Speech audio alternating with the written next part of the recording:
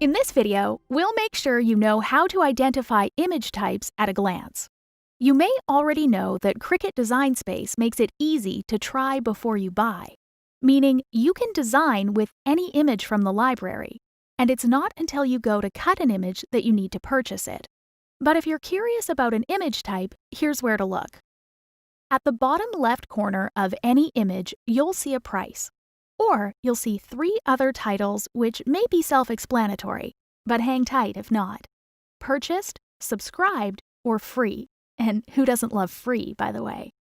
To get more info or find similar images, click this icon. You'll get the image name and ID number, the cartridge name, and a Buy Image link. To see more images from that cartridge, click Cartridge Name. You can buy single images or the entire collection. This also switches your view from images to cartridges. Let's switch back to images. This green Access icon means this image is available in a Cricut Access subscription. If you're an Access member like me, it will say Subscribed down here. If you're not, you'll see a price for the image instead.